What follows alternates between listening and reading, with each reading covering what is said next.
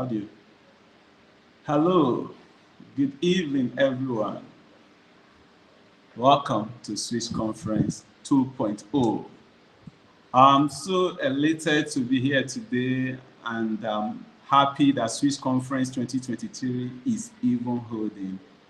Considering the challenges in this country as it is right now, it's not even a conference that we should be thinking about. One of the things is when you set out to do something, there will always be a power that has brought me and my team to be here today. So it's time to call your friends, your loved ones, tell them to come on. This is the best thing that is happening this month. I promise you, with the lineup of speakers that we have, Swiss Conference 2023 is going to be a blockbuster. So without further ado, I will just take you through a brief history of what necessitated this conference and why we are having the second edition this year. So I don't think I need much introduction. If you register for this program, you must have seen me. My name is Don Eugene. I've been into business for about 2 decades now. That's over 20 years. CEO of multiple companies, but I'm not here to read out my profile. But aside that, I'm a vision builder, I'm a mentor, and I'm always in the business of building capacity for entrepreneurs. So Swiss Conference is one of those, let me say, avenue for me to pour out myself. Many years ago, when I got into business, I didn't have the opportunity to be mentored by anyone. So we wumble and fumble, made a lot of mistakes, and after a while, we got it right. Some we never got right. And I called my team last year and said, what if we could create a platform where we bring experienced business coaches, people who have put in their 10,000 hours in business to teach young entrepreneurs. And another reason why we had the conference last year was considering the economic situation of the world right now. I know it's bad everywhere, but Africa is worse off. So I understood that everyone needed to have an alternative source of income. For those who say I'm not a business person, for those who are in paid employment. So we just felt we could let people know that they can do something, even with the knowledge they already have. So it was more of us trying to make sure that we educate the people and make sure that we impart our generation. So that's that. So we decided to set up the Swiss Conference, and we had an on-site program last year, but this year we decided to make it even bigger. So we're having a virtual conference. We have people registering from all around the world and other African countries, and this is a Pan-African conference. So this year I'm going to speak to everyone as though we have people from all around the world. So without further ado, I'll just go into my introduction to the team for this year. Like I said, last year we had an on-site program, and the theme for last year was start, grow, and expand your business. So for this year, we are talking about globalization, but I'll just quickly make a recap. Last year, when we were having a conference and we're looking at starting and growing your business, we didn't even know that the economy was going to go downhill like the way it has done in the last 1 year. Since our conference last year, at about October last year, dollar was about 437 or so. Since then, dollar has gone down like a third of its value. We have about 1,300. A friend was telling me today is 1,400, and it's been going down. But fortunately, why I believe that Swiss Conference 2023 is divinely orchestrated. As at last year, one of the clips, when I was talking last year, I was talking about earning globally. I was talking about having global relevance in your business and everything. And it's as though I knew that was going to be the theme for this year. About 4 months ago, while we started planning this conference and we were looking at everything that both me and my team, whatever was coming, everything that was coming to our mind was just globalization, how we could look beyond the shores of Nigeria and Africa to make weight. And we look at that, and less than 2 months into our planning, the dollar just started coming down as though it's trying to find crude oil. So It's been a free fall for the dollar, and this is the best time for you to think out of the box, for you to think internationally. There are opportunities everywhere. So we cannot say because Nigeria is having a bad time that we are not going to look at global opportunity. So that's that. So today we are looking into globalization of our business, and that's the main focus. So I'll just share a few notes on that while I bring up my guests. So the first session I'll be taking is basically the need for global entrepreneurship. So that's what I'll be focusing on. So I'm just going to give a general introduction to that. I'm going to give the importance of thinking global. The truth is, someone said, why die local when you can be global? So that's what we're looking about. I'm the Pan-Africanist, and I try to believe that African true emancipation can only happen through entrepreneurial revolution. I believe that it's the private sector that can drive any economy. I remember a few years ago, my very good friend was in the United States, and he sent me a documentary, The Men Who Built America. I don't know how many persons have seen that documentary. And in that documentary, they talked about how America became the superpower that they are today. And it was actually built on private sector. So it's a private sector driven economy. And little wonder America has remained the biggest economy in the world in the last 50 years as it has been. So there are a couple of, is it one documentary I would recommend everyone to watch, and also another documentary could be, what's it called, Think and Grow Rich. Very powerful documentary. So if America was built by the private sector, we must know that Nigeria, in as much as we pray and we hope that the government officials do better, it cannot happen, and no country has actually seen the government officials build the country. So it's actually going to be driven by entrepreneurs. So that's that. So quickly, we'll go into my section. So the first thing I would like to put out there is for you to understand the population of the world, because sometimes we have this issue in businesses where we think that the market is against us, the tide is against us. We have about 8 billion people in the world. I would like to see my slides, please. We have about 8 billion people living in the world, and in that 8 billion people, I just want to pull out some statistics to set our mind right. In that 8 billion people, there's one company that have about 3 billion active monthly user, and that company is Meta, formerly known as Facebook. So I want you to say that means Facebook have monthly active users of 1/3 of the population of the world. In case that does not sink in, let me say there's another company called Apple, and Apple have about 1.9 customers all over the world. That means Apple have sold about 1.9 phones since inception. Now, in contrast, I'm going to read something that is a little bit funny. Christianity has been existing in the world for decades and decades. So we're talking about hundreds of years. As at 2022, it is recorded that we have about 2.4 billion Christians around the world. Then this is to say that there is a company who has more impact than Christianity. I think we should think about that for a second. If Jesus Christ, who we say is the savior of the world, the gospel of our Lord Jesus Christ can only tell you that they have about 2.4 billion people that proclaim Christ, but a company have active user monthly of 3 billion. That is what we're talking about, globalization. How these people have been able to push their product to every corner of the earth. So quickly, going further, so I'll just talk about the top 10 or 11 biggest companies in the world. You can see the list on your screen. The first we have is Apple, one of the most valued companies in the world. We have Microsoft, we have Amazon. These are the companies that most of us have done business with, or we use their products. Then we have Alphabet, we have the Warren Buffett company, which is Berkshire. We have Meta platform, we just talked about them. Then on the other side, we have another, we have Walmart, we have JP Morgan, is a financial institution. We have IBM, ExxonMobil, and Tesla. Tesla is the 11th most valuable company in the world. Then why did I read out this company? There must be something these companies are doing that is making them the most valued company in the world. And if at all we are going to do something phenomenal with our life or with our business life, then we must take a clue from them. I'm going to share 3 similarities that this company have in common. There are many other similarities. First is that these companies are all from the same continent.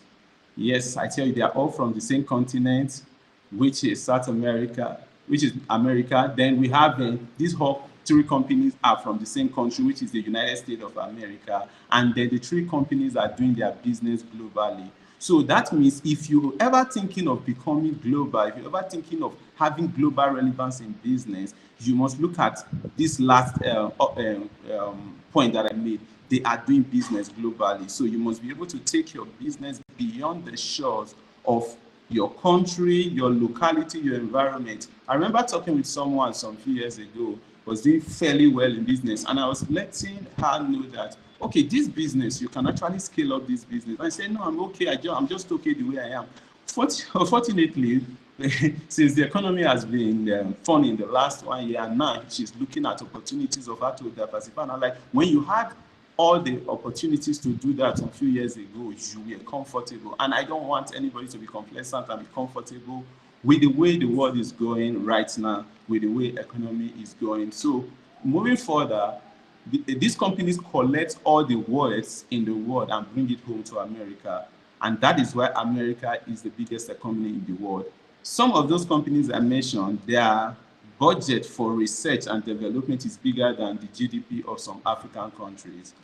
I tell you, I kid you not. So if you go research them, you'll find out that these companies are actually bigger or wealthier than some of the countries or some of the African countries put together. So quickly, I want to ask some very vital questions, and this is where I'll start.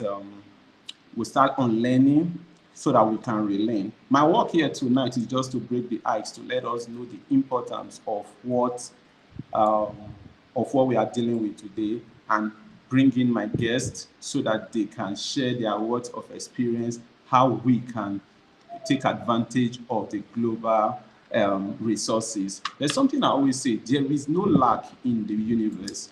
God did not create anything that is in short supply. Let me make an example. Let's look at some very simple thing that God created. I shared this in my last year's conference. Let's look at the air that we breathe.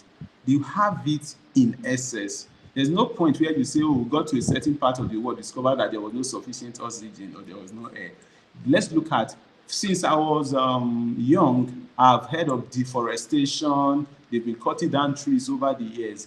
And I'm telling you, up to today, they are still cutting down trees, and there are still enough trees to make all the furniture and everything.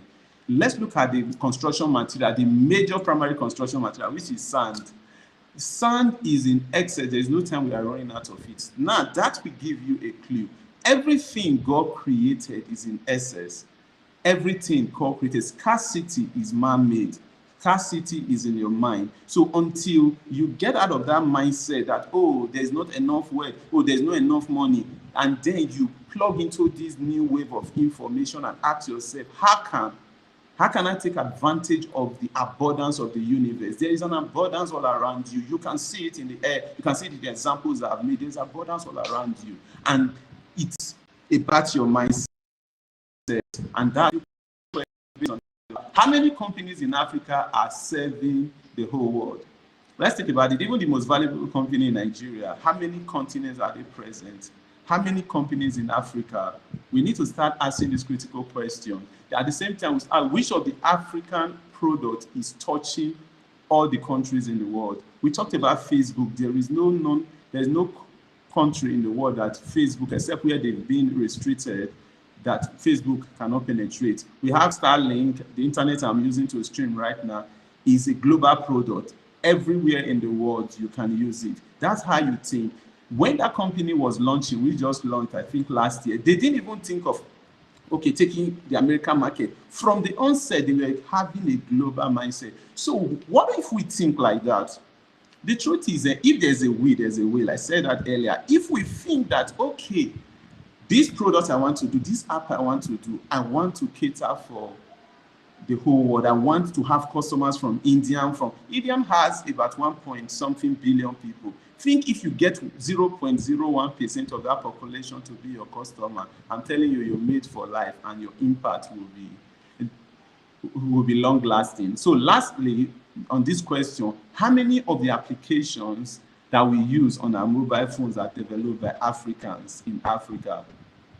So these are some questions I just want you to ask. So when we're talking about global entrepreneurship, we are looking at having products from our local market having international relevance and having international patronage. So that's what we are talking about. So it's time to reimagine business from the African continent. We have to reimagine business. Africa for a very long time has been a consumption-driven economy. So we are all, everything that we are all in the consumption mindset. So everything we are using, everything that is produced is just shipped down to Africa, even the low quality. I remember a few years ago, I was speaking with my sister when she went to China, and there are some products that are produced in China, they just right, not for the China market. So that means they are producing just for the international market. And there are people that are doing that effectively well. But how many products in Africa do we produce with a mindset of shipping it abroad? And the truth is, it's not so difficult. A lot of people are doing this, and it's not just about products, it could also be service, and which is the cheapest point to start. There are a lot of services you can render. Just because the thing is easy with you or is common with you doesn't mean it's common with anybody. I have someone I was speaking to a few weeks ago that teach English online. And we speak English. I'm communicating with you with English. You might not like my accent, but it's better than some of the people in all of these Asian and Arab countries. A lot of them pay, and they pay good money to learn this simple English. You don't have to be a professor in English just to do that. And these are some of the things that we're going to learn today. My facilitator are going to give you practical industry, from industry to industry. They're going to give you practical examples of some of the things that you can do or you can start doing. It's not a quick fix, but the truth is, if you are heading on a wrong direction, no matter how fast you are going to get to the wrong destination. But if you face the right direction, no matter how slow, you're going to get there. So that's why we are trying to re-navigate and reimagine business from this continent. I'm going to say this. For those of us, I know the demographic of people that are registered. So we have between 20s and 40s and some of. If you continue the way you are going, and let's look at your progress in the last 10 years. If you do that in the next 10 years of your life, will you be happy with where you are? Will you be happy with what you end up with at the end of your life? Life expectancy in Nigeria is about 52 years, and some of us are just a few years away from that. So when you get to that level, or you get to retirement age at 60, with the level you are going right now, do you think you will get there and you will be happy with whatever you achieve? So that's the reason why we are bringing this information, that old keys don't open new doors. So we need to do things differently. We need to reimagine business. So we must begin to think global in our business. So I just want to make one or two examples before I will usher you to the main keynote speaker. Let's take, for example, the drug market in Africa. You know, I love the passage of scripture in Genesis where the Bible talks about God gave us herbs, so as medicine. So imagine our African parents, our ancestors. For many years, these guys lived over 100 years before the introduction of the white man medicine. But today, we have our lives expectancy at 52, like I said earlier. So what happened? What if Africa have added value to our herbs? And hope you know most of the medicine we use actually use most of the herbs as their main ingredient. For example, quinine is one of the main components of every anti-malaria drug, and it's actually derived from a tree that is found in West Africa. And yet they just pick a little sample of it and add to their chemicals, and we are buying it. But imagine if we could do that, and Africa is actually the hub for medicine in the world, then Africa will be the go-to place. See, the truth is, it's not really about what you have, it's how you sell it. I often tell people that it is not the people that have the best product that actually make money, it's those that are loudest about the value that they offer.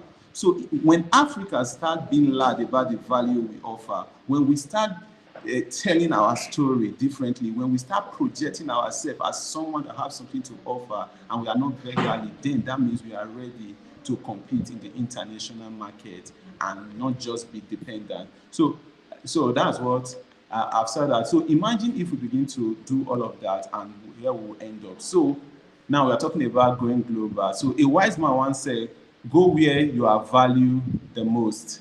So go where you are valued the most. So if you have goods and services and product and you find out that you're not getting the most value from here, I think the best thing to think is, where would this thing be valued the most? So you are not a tree, you can move.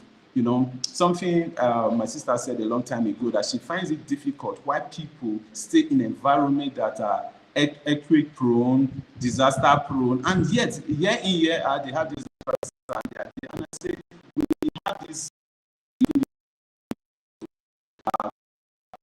place of origin and something. The same should not be said for business. We cannot love our environment so much and when it's not serving us and we can't look beyond it. And then to quickly add, one of the reasons for this year's conference being a globalization focused is because everybody in Nigeria cannot japa. I, for one, am talking about it. So what makes it imperative that we start thinking in this form is that when your friends travel abroad, let's say, for example, a week or a month, they are earning like $2,000 and you use your calculator and say, boy, that is 2.6 million naira. But what you don't understand is also their annual rent or their monthly rent is your annual rent here in Nigeria. So they are not going to spend naira, they're also going to spend dollar. But this is the trick. Imagine if you can earn that same amount of money or something close to that, but yet you are spending like 10% because your cost of living here in Africa or in Nigeria is quite lower than what is there. And it's possible.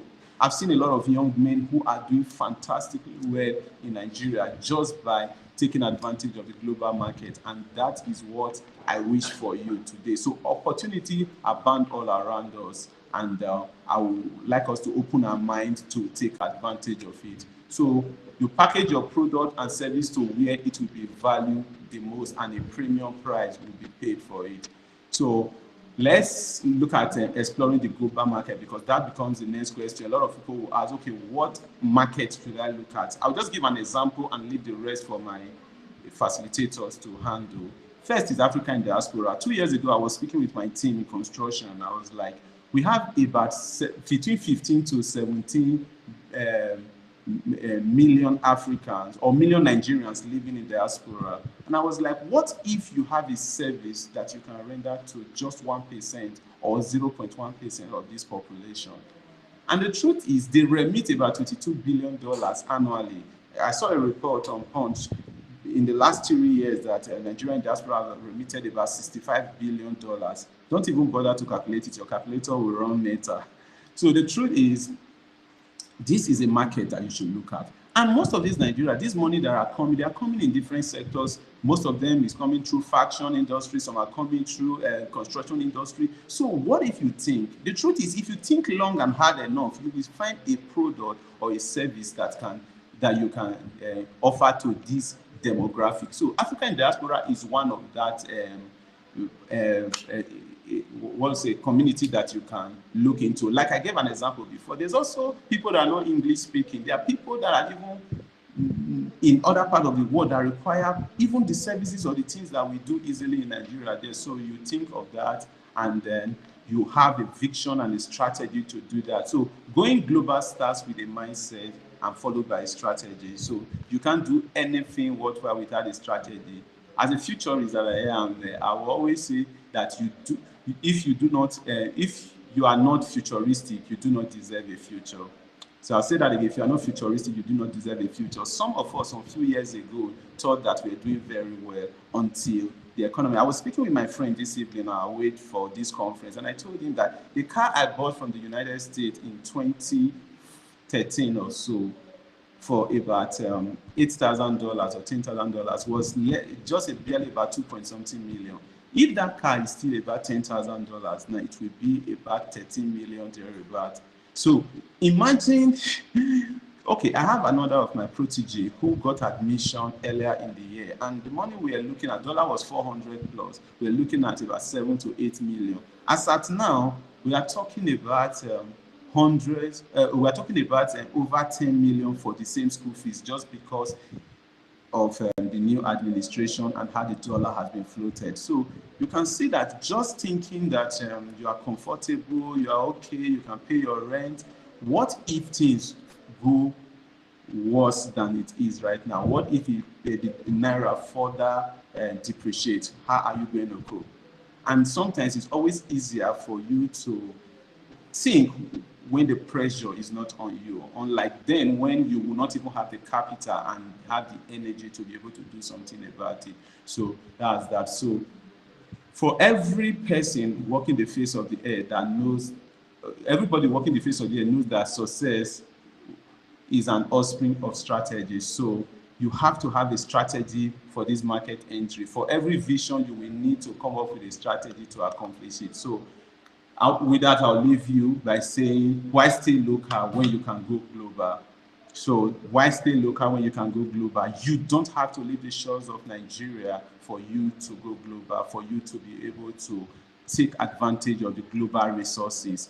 I am telling you, if not for last year, last 2 years, that was the first time Mark Zuckerberg came to Nigeria. But I'm telling you, Meta is making a kill for Nigeria because everyone today, and it's one of the platforms we are using to stream. I want you to have that kind of mindset, and I want you to open up your mind.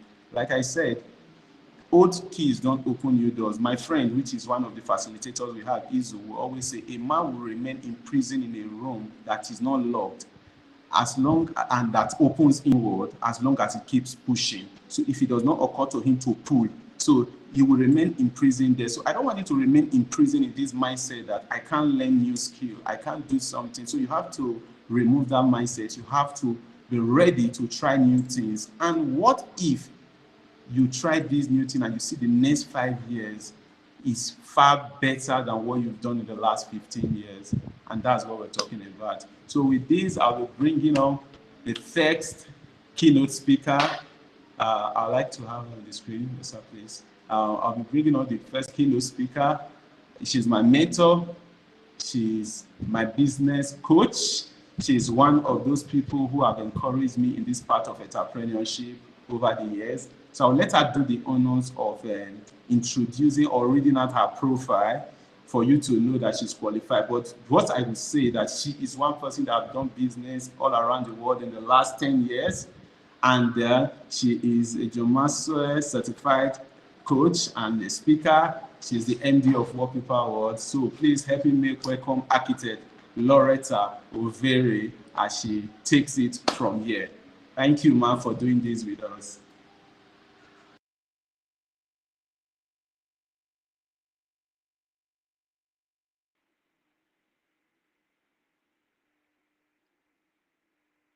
Thank you. Can you hear me? Am I live? Hello. Hello. I can hear you. Hello. Yeah. Come, Okay, good please. You can evening, take it. everyone. Welcome to the second edition of the Switch Conference, which is holding this October 2023. I want to first of all say a massive thank you to Don Eugene and his very wonderful team for putting this together. You know, somebody actually says you should learn before you earn. So when you have an opportunity to share ideas, to exchange information, it's an opportunity to become a better you, a better version of yourself, and achieve things that look absolutely impossible. Tonight, I'll be talking about seeking opportunities beyond borders because we are talking about benefiting from the global economy. When you look around you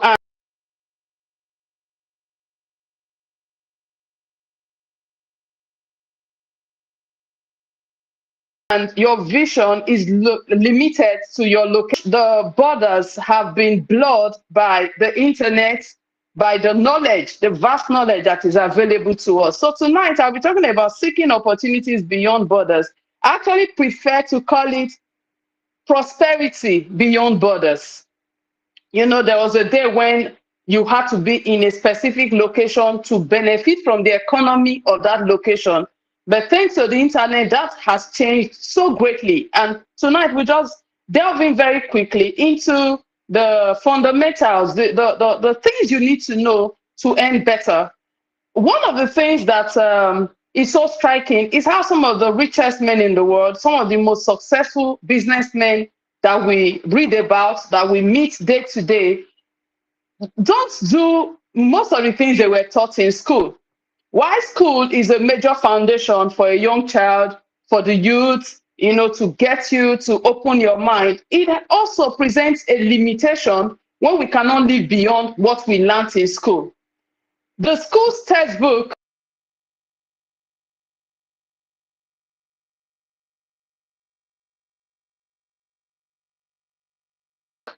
cannot give you the professional qualifications, the boundaries of all of those jargons that we were taught in school.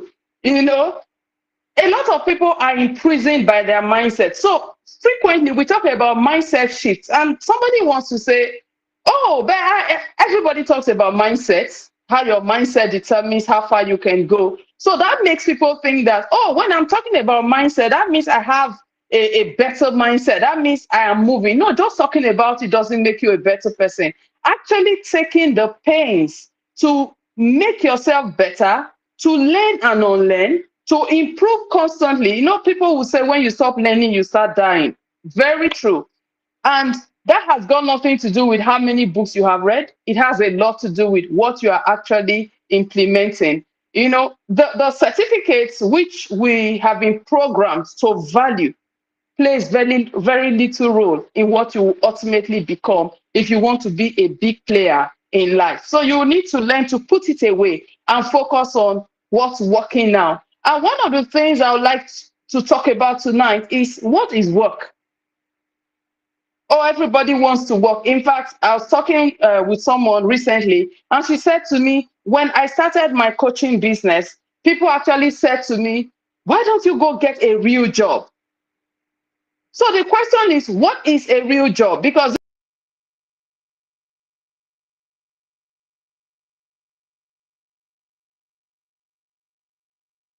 this is one of the concepts that has been a real job.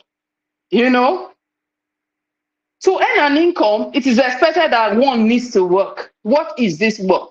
In a rapidly changing environment, rapidly changing global landscape, what is work today? Does work involve waking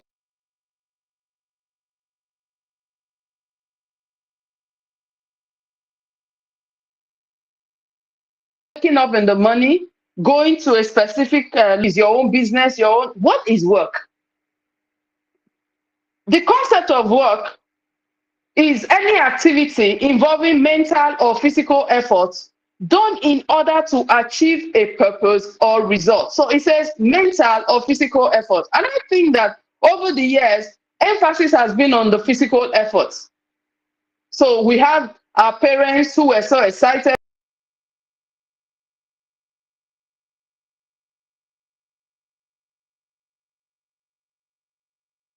to wake up 8 o'clock every day. They rush to the office 9 p.m. And so we see it as hardworking. And that stereotype still exists today. So if you're not waking up and running to a specific location to do a 9 to 5 job,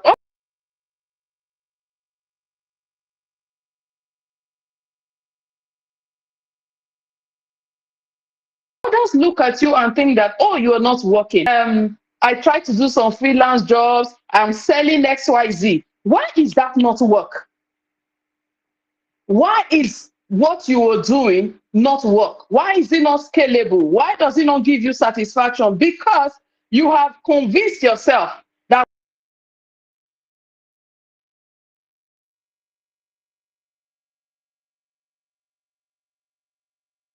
work is what your grandparents did. So today, be it mental, be it physical, as long as it enables you to earn an income, you will have to focus on building it. So it's not uncommon for someone to say to you, oh, get a real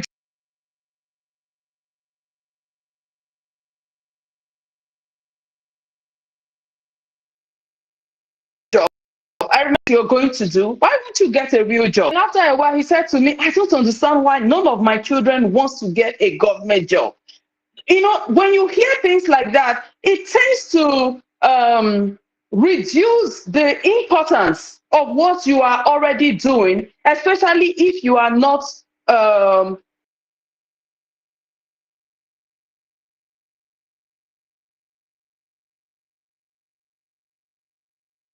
a self-motivated person. It is until I get work. But thank God for the internet. Thank God for how the world has changed. Thank God that you can make money your night wears. Thank God that you can make money lying down on your bed. Thank God that you can make money with your phone. You can make money with your laptop. There are no longer restrictions. So when we talk about any beyond boundaries, we're not talking about physical boundaries. We are talking about mental boundaries. We are talking about skill boundaries. We are talking about boundaries that are not seen physically. Boundaries that we have set for ourselves. Until I get a job in an oil company, I'm not working. I brought good news for you today. Work has changed. This is 2023. Your strategy to become who you want to be, what you want to do, has to be different from what it was 5 years ago. From what, in fact, in a few short years, we will see so much growth in this sector that people will wonder what has happened. And guess what?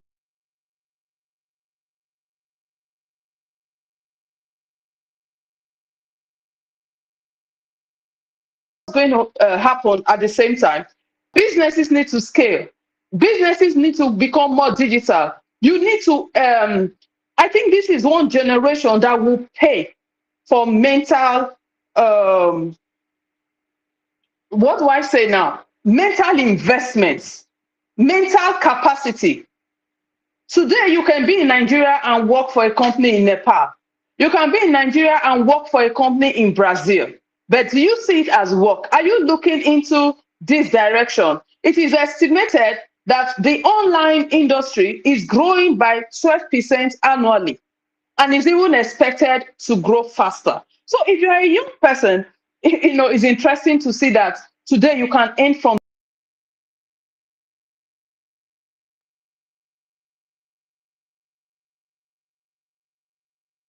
the most unusual things. The economic and social conditions in today's world, where most countries are grappling with spiraling inflation, since 2020, after the COVID, things have not been the same. The work community has not been the same. The expectation of the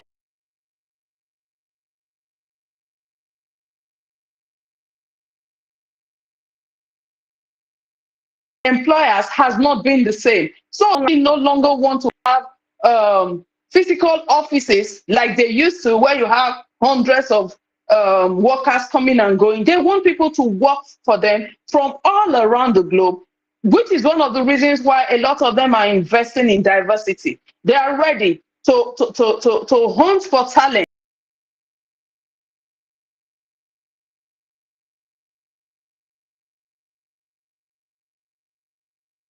from different aspects of the globe. Are you economy?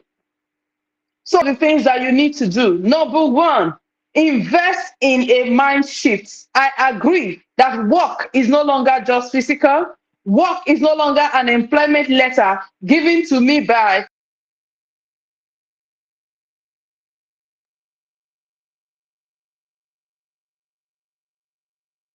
a certain company located in a certain geography.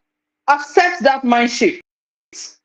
That when you say you want to work, it does not mean that you must commute daily.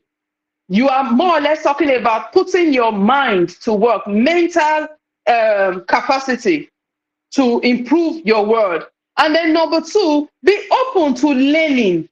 Isn't it sad how we spent more than, that should be over 10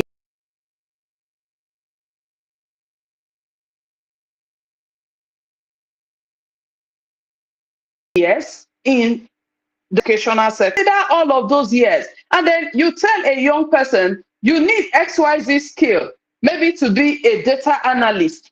And then he considers that it will take him like 6 months to get that skill. And to him, 6 months is too much. So people are not ready to invest in online learning. They are not ready to pay attention. They just want the jobs to fall on their laps. No, sir. If you could invest 15 years of your life and more into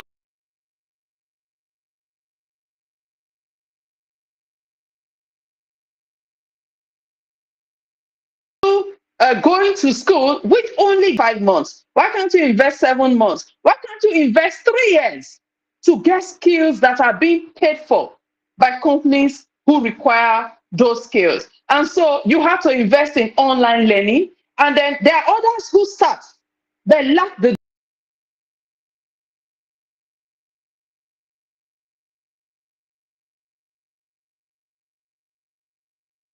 discipline. If you are not disciplined, you cannot. And biggest earners in the world don't wait for any motivation.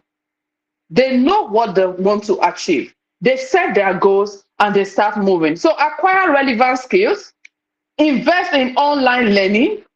Not, I didn't say invest in getting more certificates. So I hear a lot of young people say, oh, I want to go get a master's degree. Oh, I want to go get a PhD. Only invest in that direction if it's going to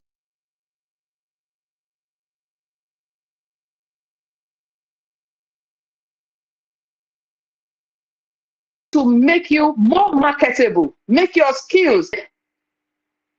Look for, exploit job opportunities, remote job opportunities. This may take you hours and hours and hours.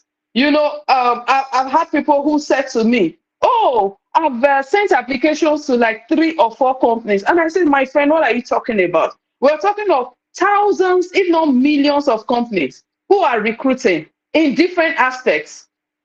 Are we talking about the teaching industry? Are we talking about people who want to learn English from other countries? There are platforms for that. Are we talking about copywriters? There are platforms for that. Are we talking about data analysts? There are platforms. So what are you talking about that you put in an application to 1 or 2 places? I haven't gotten a response, and so I stopped. When you can send in applications to hundreds, if not thousands of places, definitely there will be rejections. But rejections should only become fear to make you more determined to succeed in the online space. And so explore remote opportunities. Now, this does not mean that you need to relocate. Nigeria today is plagued with the thought of, oh, everybody is leaving Nigeria. Everybody is not leaving Nigeria. Everybody cannot leave Nigeria. While I have nothing against those who want to leave, you know, the truth is you can be prosperous here. You can benefit from the global economy right here in Nigeria before you ever need to leave. You do not need to exit like a refugee. You do not need to exit like someone who is disadvantaged. You can exit as an investor. That's what I believe. I keep saying to people, if I'm leaving Nigeria, I'm leaving as an investor. If I'm leaving Nigeria, I'm leaving to a nation where I am not dependent on their economy, because I have built a stream of incomes that, irrespective of where I am, I will thrive. So invest in earning globally from where you are. It is the same skills that you need now that you will need later. So why not acquire the skills, test them out, see that you're earning what you should earn. One of the advantages of tapping into this global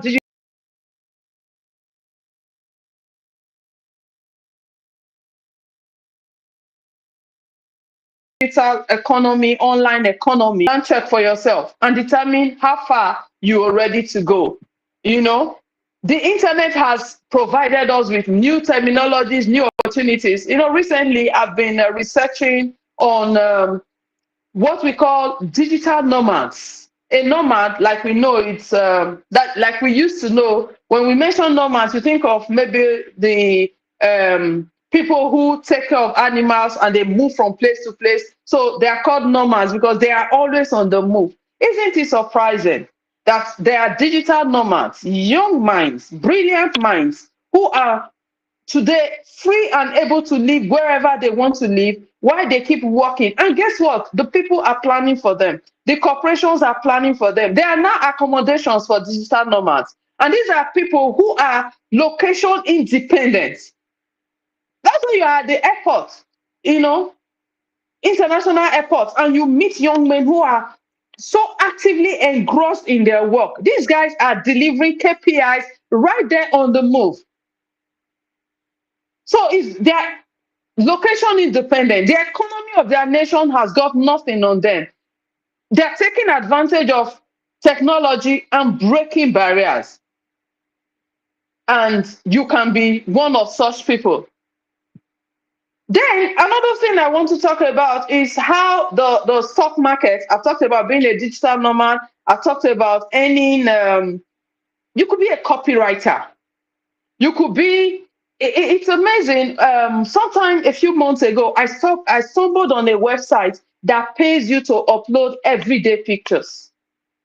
Just everyday pictures. As you snap pictures, I can attest to the fact that all our phones are full of thousands of pictures. Sometimes maybe you just saw a beautiful butterfly, you saw a rare kind of plant that you are interested in, and then you snap the pictures. Do you know that there are platforms where you upload these pictures and you get paid for these pictures? There are platforms where you can teach and earn. You love to cook. So what exactly is the barrier that we have today? A lot of them have been broken.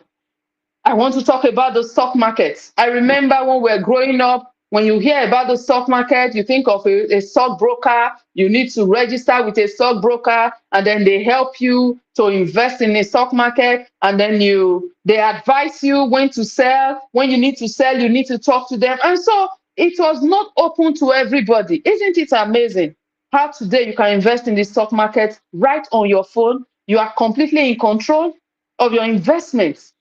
In 5 minutes, you can become an investor in the stock market. Are you paying attention? Do you realize that earning opportunities have been brought closer to you? Literally, they are on the palms of your hands.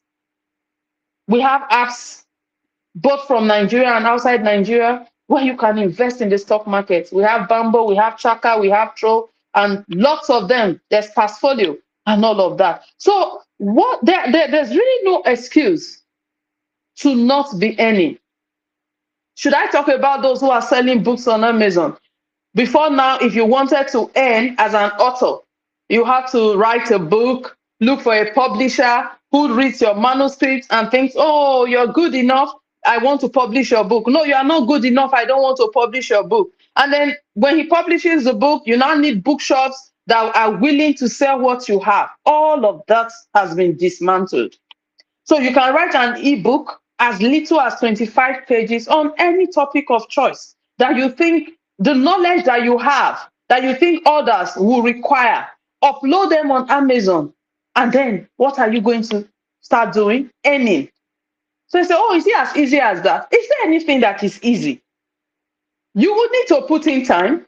You will need to put in your resources. You will need to do some research to find out, how do I do this effectively? But I'm here to let you know that the opportunity exists. You're a music minister, you can write about music. You are a very good cook, you can write about food. You can develop your own recipes. Oh, you love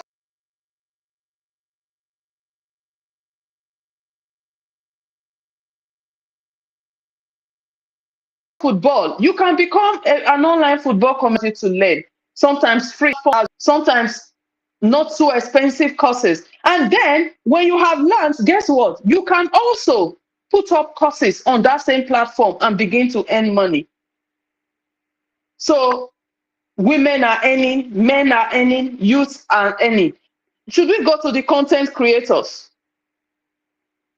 It started with the comedy industry, but today, almost everybody can create content. Oh, I'm a cake decorator. I can create a video content on how to be a good cake decorator. I can even decide to create cake decorating disasters. Yes, I can have a channel that talks about cake decorating disasters. And guess what? People like such news. And that captures people's attention. The more views you have, I was listening to one of the foremost comedians who really took advantage of the YouTube platform a few years ago. And he said as far back as 2017, he was earning close to $300,000 monthly on YouTube just from doing comedy. And when he started, a friend of his who was working in an oil company called him one day and said, "Is this how you are going to go? Are you not tired of moving from place to place? At least try and be entering back. You carry laptop on one shoulder, camera on one shoulder, you are moving from place to place saying that you are doing comedy. Is this how you will feed your family?" The story has changed today.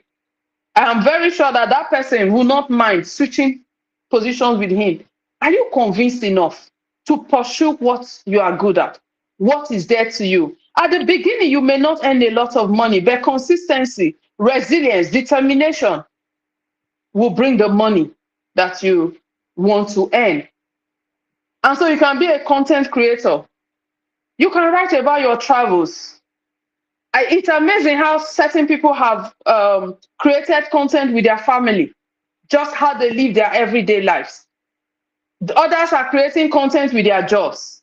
Others are creating content that has to do with photography. Whatever content there is, it could be you. Recently I was researching about the real estate in a certain nation, and I found out that there were content creators who just document how the real estate industries in various countries work. And this information, they are so useful that you find yourself going back to their sites over and over again. And the more views they get, the more money that comes to them.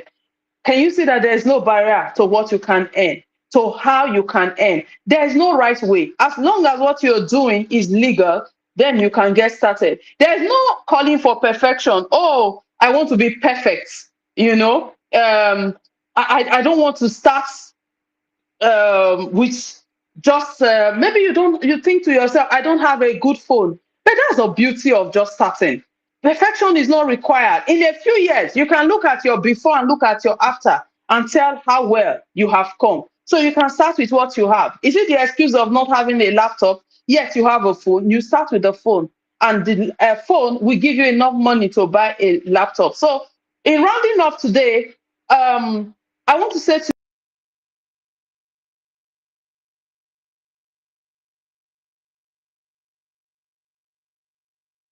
you that there are no more boundaries. The only maybe you are still stuck in how your parents earn money. And so you believe that that's the only way you can earn money. It's amazing how the online market, even in Nigeria, has exploded. Are we talking about women selling foodstuff, selling clothing, who do not have shops, but are making way more money than those who have physical locations? So what do you need to do? One, identify your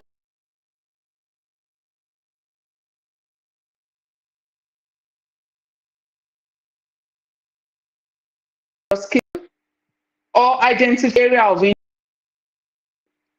Make up your mind to gain needed to make that sector effective. Number three, consider freelancing. You have sites like Upwork. You have sites like guru.com. There are so many. There's freelancers.com. I could name so many where you can apply for somebody. I was talking with a young man recently who is a lawyer, and we're talking about earning online. And he thought there was nothing for him as a lawyer. And we went right there on the search engine and checked for legal jobs, remote legal jobs for lawyers. He was amazed at how many platforms, how many sites, how many web pages turned up that had job opportunities. Because you are in Nigeria, you may have a few rejections, but I tell you, if you are good, in the no distant future, the offer letters will start coming in, the opportunities will start opening up. So you consider taking classes online and then invest in the appliances that you need to start off: a phone, a laptop, AirPods, internet access, whatever it is. Invest in them. It's sad that the entertainment that's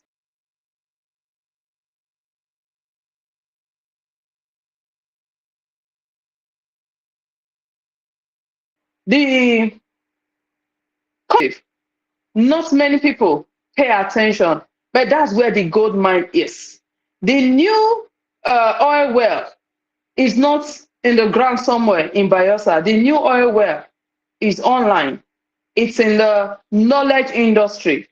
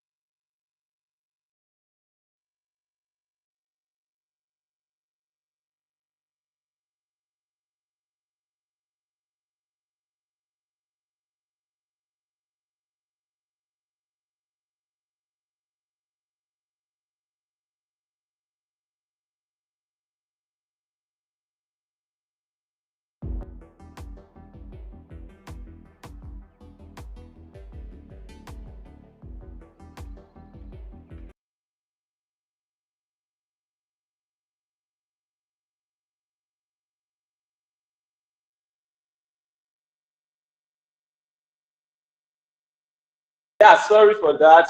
Some of the challenge we have in this part of the world, this is one of the things you will face when you are looking at working remotely from Nigeria. I hope you can hear me. Um, we have a little network lag. So once she comes back online, I'm going to bring her up to round up and then we'll take questions. Please, if you have questions, I've received like 2, 3 questions already. If you have questions, drop it on the comment section. We want to make it as practical as possible. If she's spoken about, she talked about a lot of things, a lot of opportunities. So if there are specific questions and what you want to know, so we will like to have it. So please let me know when she's back on so that we can bring her on. So I want to take the first question that I have here. I want to take the first question. Please, can you tell us some of the skills that will remain relevant and high paying for the next 5 years to 10 years? And this is one of the things that I always tell people. Yeah, idea has a shelf life and businesses also. There are some businesses that will become obsolete in the next 5 years.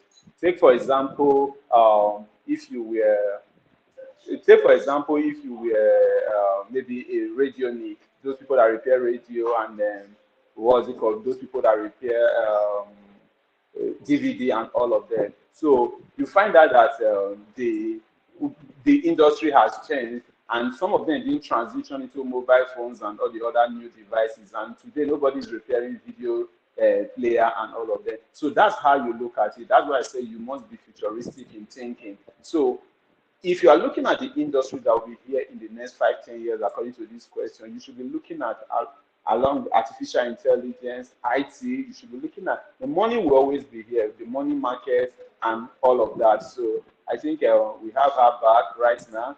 Sorry, Ma, we lost you for a minute, and maybe as we allow you round up your thoughts, and then we have some questions here, and then we're encouraging people to ask the question. So you round up in the next maybe 2, 3 minutes, and then we'll take a few questions before our next speaker come up, ma. So let's just have your conclude. We lost you for the last 2 minutes before you round up, so you might want to take that again, and then we'll take the questions as they come in. Please put your question in the comment section while we'll take as many as we can before our next speaker will come up in the next 10 minutes or so.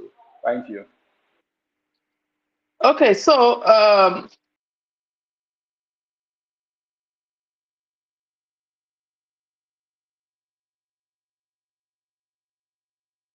I'm sorry that I went off. It's good to be not even delving into it. I was like that at one stage. I remember the first time someone mentioned crypto to me. I thought, if that's the thing of the future, we will know. We'll be there and we'll be able to, take advantage of it. But sometimes that mindset makes you lose a few years, and then makes you lose the first mover advantage, because the first people that get into an industry sometimes get the best of it.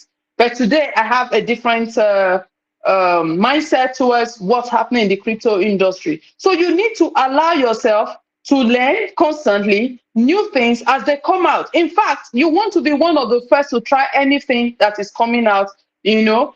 And things are never really as difficult as you think they are. They are only difficult if you do not venture, if you do not find out what is happening there. If one person can do it,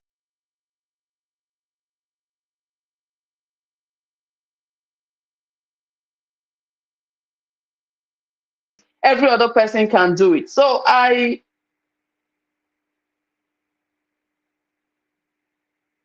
Remove that for you. Okay, thank you, Ma. I'll read out the two questions we have here while we look forward to other questions and before we let you go. But I must say thank you so much for this worth of experience. You poured your heart out tonight. We are grateful for the opportunity to learn from you. So we have a question here. Someone say, how can we connect work, business, and the current economic state? So he's talking about how we connect work. So obviously, this person is talking from from a perspective of maybe a worker who wants to also do business and combining it with the current economic state. So I think I'll allow you to answer that, and then I'll ask the next one. sorry, can you repeat the question? I didn't get everything. Did you hear the question? I heard, how He can said, we how can connect we work? connect work and business with the current economic state of the nation? How can we connect work and business with the current state of the nation? Okay, the current economic state of the nation is a very interesting one. And one of the best ways to respond to economic situations that are beyond your control is to focus on what you can control, which is the reason for tonight's conference, talking about earning beyond borders. At this moment, if all you earn is in naira, you will be in big trouble. I tell you that. Especially if you have any form of business that has anything to do with foreign countries, importation, and all of that, you'll be in big trouble. You won't be able to meet up, you know. And this changing the dynamics of the dollar and the naira, you know, constantly getting worse, means that you need to look beyond your current business as it is. Is there an aspect of your business that can enable you to earn in dollars? Sad to say, that's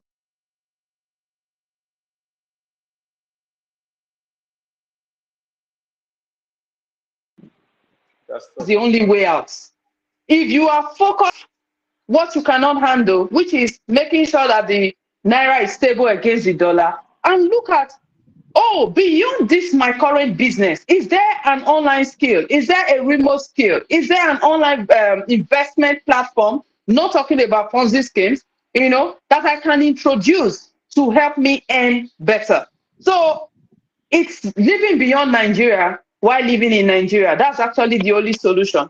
You need to wake up to earning in currency that is beyond the naira, and you will have to figure that out. And that's why I've talked about so many things. You know, when we talk about IT, when we talk about online activities, people just think it's web designing, it's coding. No, there's a lot more opportunity out there than that. It's amazing how there are people in other countries who want to learn English. And then there are platforms where you can teach English. So imagine that you are a teacher in a private school in Nigeria or even a government school. And then you combine the advantage of teaching English online. So you are aiming into different aspects. And guess what? Most of the remote jobs give you room to choose how many hours you want to work and when you want to work. So you determine how far you can go, how much you can earn. You cannot control the Nigerian economy, so you need to find a way to live beyond it. You need to find a way to earn beyond what the naira can offer you at this moment. Thank you very much. Okay, we'll take the last one because our next speaker is already in the house waiting. I had to drag him out Okay. a lot. So we'll take the last question. We have the, okay, I asked this question when you were offline before, so I think I'll just repeat it. He said, please, can you tell us some of the skills that will remain relevant and high paying for the next 5 to 10 years? What skills do you think will still remain relevant and high paying in the next 5 years? There are so many of them. There are so many of them. The knowledge industry is a big one. And when I mean the knowledge industry, we're talking about teaching, coaching, mentorship, and all the likes.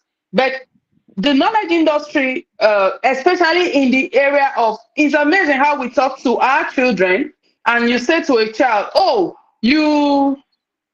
why don't you come and learn how to do this? And they say to you, mommy, I will use YouTube when the time comes.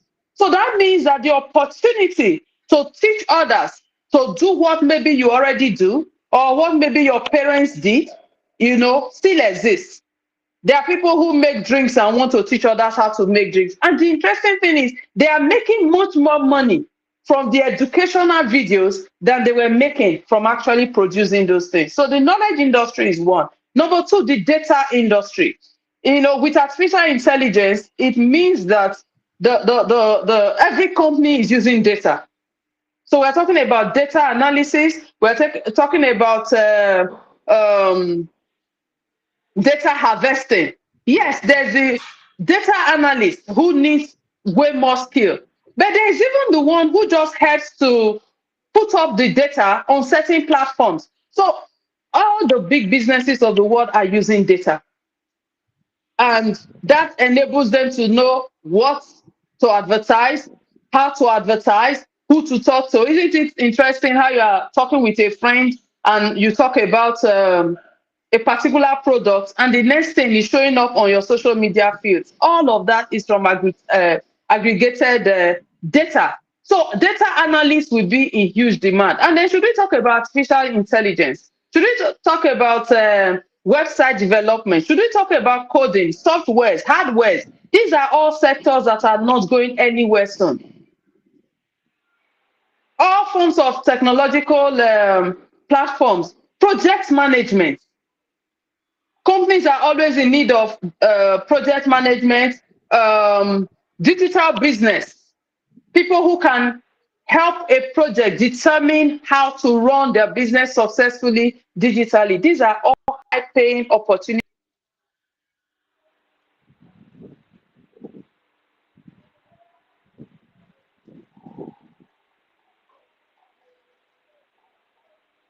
Okay, I think we lost that there, so I will just leave it at that. I think she's poured her heart out. I would have only maybe allowed her to give her parting words. So I think she poured her. So I'll bring my next guest up because we need to round off before 9 p.m. or about 9 p.m. So the next guest is a friend. He started as a coach. He's a friend and a brother, and uh, I've known him for for a number of years now. I remember the first time I saw someone stand for 8 hours to deliver was this man. He delivered a master class in 8 hours and he was standing. I was quite impressed, and from then he has been a brother, has been a friend. We've done a lot together, and it's a privilege to have him here today. It's a privilege to have him here, and I'll be introducing him. Can I see him on the screen, please? So yes, that's my brother. So I'll give him the honor to introduce himself. His CV is long, so I'm not going to even bother to start reading it. But what I can say is that this man has built a lot of business. Some of the biggest brands in Nigeria that you know, this man has done the strategy for them. Talk about New Age, talk about Head Plus. A lot of them are seeing him work. Even right now, he's in one part of the country. He has been facilitating a section since morning, and I had to drag him out to come here to talk to us. And I believe we'll all be blessed and listening to him. And so he will join us in a second. I think he just want to make sure everything is in order. So that's that. So his name is Izu. So he's the MD and the lead strategist of Xavier. Xavier is a consulting and management, a consulting company, and I think he will do the rest. Hello, sir. Good to have you, sir.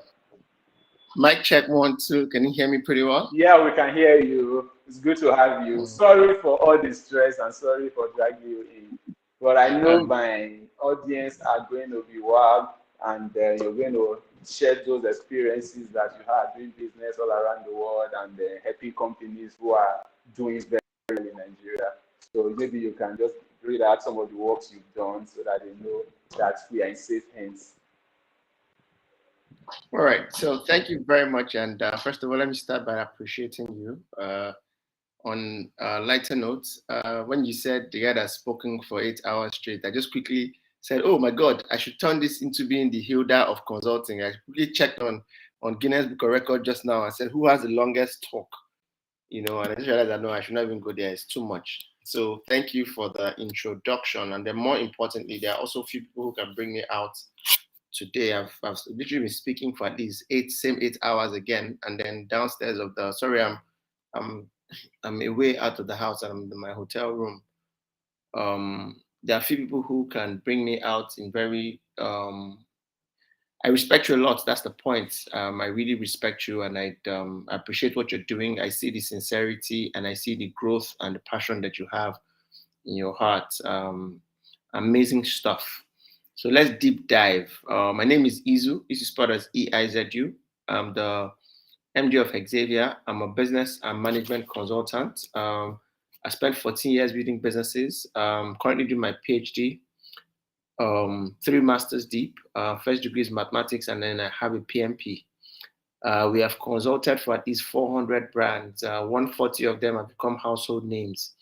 I wish I could mention them, but a few of them would be, I'm sure I heard that Perfect Trust is officially the biggest cosmetic retail store in Nigeria, right?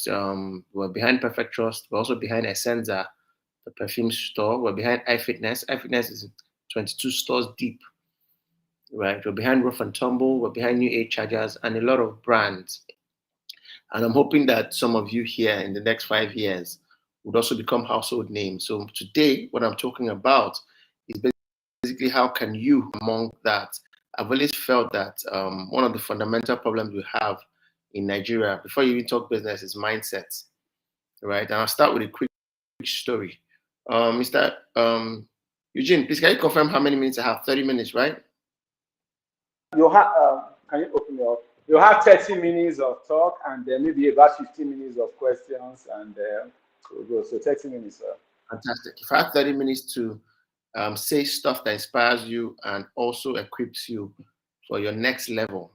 Today, one of the things we spoke about in the class that brought me to town, to Port Harcourt, is what's your next 5 moves? I always ask people, what's your next move? Whenever I meet people, I say, what's your next big move? And one of the most powerful and the most fundamental things I think is the first move you must have from where you are is your mindset change.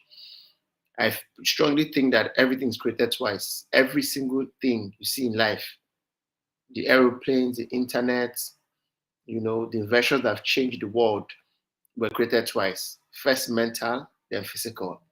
As much as it sounds like it's just motivation to tell people that if you can dream it, you can achieve it. As cliche as that sounds, it's actually a thing. So the first thing we need to do is change our mindset. So before I even start to get technical and tell you how to make money and how to go global and how to earn in dollars and how to expand your business, I want you to first of all see the possibility in what you haven't even thought about. I think a lot of us, the biggest problem we have is that we are thinking too small. We don't dream big enough. In the words of the rapper, there's an American rapper called J. Cole, and he says that if you're not thinking too big, then you're thinking too small. If you're not getting better, then you're getting worse. It's for you to wake up and say, look, how do I think bigger? And I'll start with a quick story. Once upon a time, and this happens a lot to people who are gifted. So the problem why we're not expanding is not because we don't have God's grace, because grace is abundant. It's not because we don't even have gifts or we don't have skill. Matter of fact, I think the problem we have is that a lot of us are very gifted. I don't know if you know that Nigerians are by far one of the smartest people in the world. We are super smart. We just don't know it. And they fear the day we realize it. We're actually really smart. We're actually really destined for greatness. They fear the day we realize it. Sadly, most of us don't. So I'll start with a quick story. This guy goes to a water. So there's this shore, river shore, where people stay by the bank, and then they try to catch fish. Right? So people come with their hooks and they try to catch fish. People struggle to catch fish. And then this one guy shows up late to the bank of the river for the first time. People come there every week to catch fish. He shows up the first time and he throws his hook to catch a fish. He throws his first hook and he catches a small fish and he keeps it there. Very unnoticed, nothing special. He throws the hook the second time, he catches a very big fish. People look like, wow, how do you catch a fish this big in just your second try of ever fishing? Some people have been fishing for days and they've not caught any fish. Does that sound like you? There are some things you do effortlessly. But the problem is that the guy catches the fish and throws it back into the water. And everyone's like, okay, what's going on with this guy? He throws the hook again and catches another fish. And then this time it's a small fish. He's happy, he's excited, he smiles, and he takes that fish and puts it in his basket.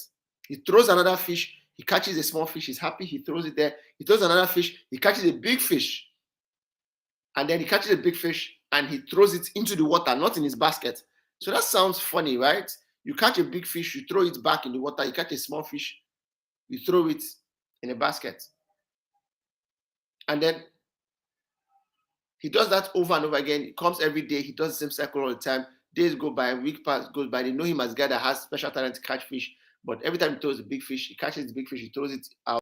And every time it's a small fish, he puts it in his basket. So an old man came to him and said, look, I need to know what's going on with you, because this is not normal. He says, how do you catch big fish and throw it back, catch small fish, take it home? Can anybody guess what's going on? The guy is throwing the big fish because the frying pan in his house is too small. Before you laugh at that guy who says, if the fish is big for his frying pan, he throws it back. Are you sure you're not that person? Because a lot of us close our eyes and we dream of what we're trying to build, and the only thing we see is our neighborhood, at most Abuja, Port Harcourt, Lagos. What is stopping you from seeing what you're building as a global brand? What is stopping you? Nothing. Your mindset.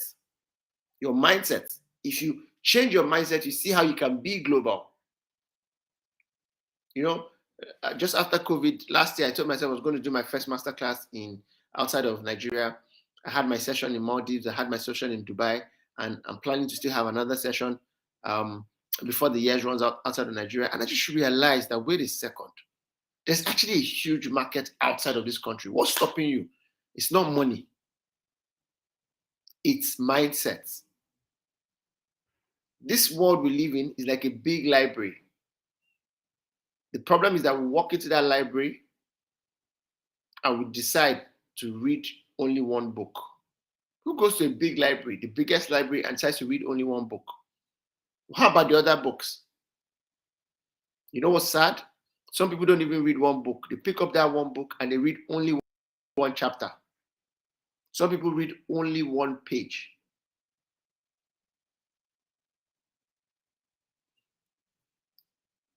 Fundamentally, this universe is created for you. Things should not happen to you. Things should happen because of you. So the first thing you need to do is think bigger than you're really thinking. And thinking bigger has science to it. The first thing you do to think bigger is that you start to begin to change your environment. And yes, for some of us who are listening here, I'm not sure how many people are tuned in. Eugene, it'd be great to just know that data. At any point I'm speaking, you can drop your chat and I'll be able to see the chat. Yeah. Yes, I think you'll be able to see the chat on your end. I think on the two platforms we are using, I think we have combining the two platforms, we have close to about 200 people. So we have over 100 persons on both of them. Fantastic. That'd be great. If you can hear me, please drop a message on the chat section. right? That sometimes inspires the speaker to know that you guys are feeling my energy, and then you are all Yeah. right. Okay. So here's the fundamental thing, right? So the first step is mastering yourself and your mindset. And I'm going to list some of this commission in 5 steps, right? Step 1 is changing your mindset and optimizing yourself, right? Because no matter what happens in life, you're still the best, you're still the most important product. Your mind, if you you are into organic cream, for example, you use Nigerian ingredients like shea butter, and you create brands. By the way, one of the most powerful projects I've worked on over the last few years is Perfect Trust. I'm sure Eugene knows Perfect Trust, Mr. Chinedu Okoye. Eugene introduced me to an American guy years ago. This guy, when he met me, he had just sold his business $100 million. He's Liberian, $300 million. Can anybody convert that to Naira and tell me how much it is? Right. And one of the things I learned from that process of just interacting with people who dream big, and it's something I think everybody has got to really understand as you are trying to scale your business or trying to think global, is that this universe is limitless. And the first thing you want to do is think abundance. So a lot of us don't think abundance, we think scarcity. Once you can change the mindset of scarcity to abundance, your life changes. A lot of us think that whatever we have can finish. So we think that, ideas should not be shared because somebody can steal our ideas. And then you keep that idea from even people that can take that idea, right? And maybe even become your helpers. Some people say, you don't know, just even simple things like you walk into an elevator, you see somebody who looks good. I always ask people, when someone that looks good, what is stopping you from telling the person, you look really good? What is stopping you? They're not going to slap you. It doesn't take anything from you, but you feel like, I cannot waste my compliment on someone. Right?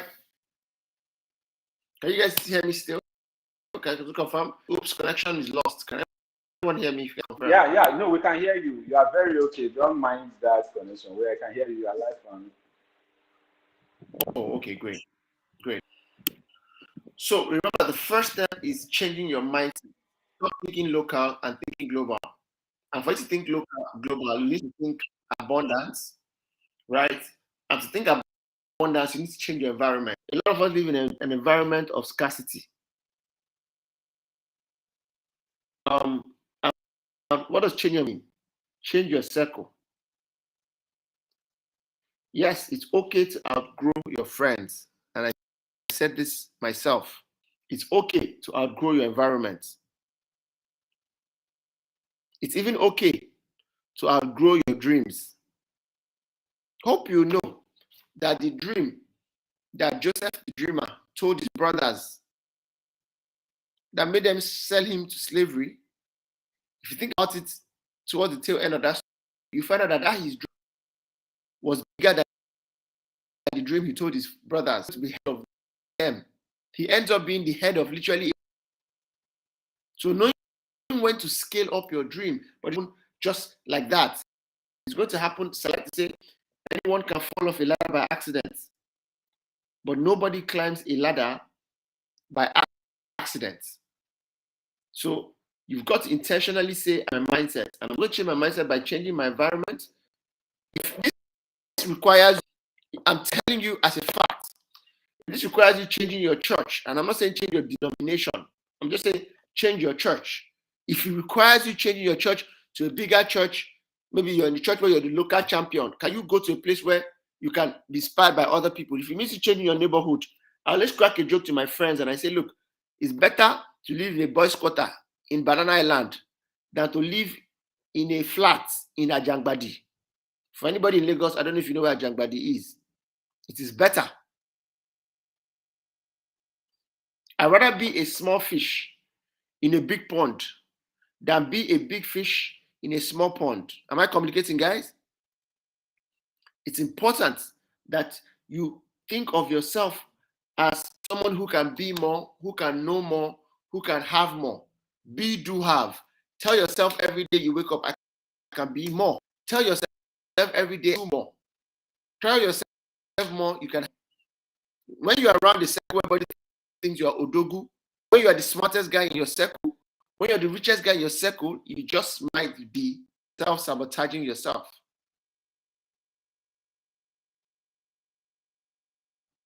And now, being able to build a optimal simply by saying, I'm going to change my mindset to optimize it is the first step. And to create that step, create great environment, create great friends, great networks, regulate your environment. So I was telling someone that I used to have this set of people. I used to have a circle while I was a teenager, right? You know, I touched base, I lost base with them 10, 20 years after. You know, they connected me. They created a WhatsApp group. I was going to be on the group. Now, discussion about regulating your environment. And I woke up one morning, I saw myself on the group. And next thing I saw in that group is people sending message on the group. Oh, 4K cents. I said, what's 4K cents? 5K cents, 10K cents. I said, what's 5K cents, 4K cents, 10K cents? Basically, they are donating money. Another one muted the group. One I said, let me check out the archive group. I see another 3K cents, 4K cents, 5K cents. I knew it was time for me to leave the group. I just left the group. He didn't call me and said, why did you leave the group? I said, what's this group? I said, the group is in ourselves. I said, please, I support people with 4K, 5K on a group. What have you guys raised? All of you told me the amount they've raised. I said, you know what amount you guys have raised? Please let me add by sending you the same amount of money that they've added together. Right? Let me send you that. Regulating your environment is important. It's not enough that you've gotten it right. It's enough that you also create a structure to not get it wrong. Because some people drive where you are trying to escape from. Sure, you know that in the hospital, you've got to be well to donate blood. Hope you are in a plane and they talk about when they do the orientations in a plane about emergency exit, what happens in the what happens in the very unlikely case of a plane crash. What they always tell you, your mask on first before you help another person. And I think it's important for you to understand that regulating your environment is important.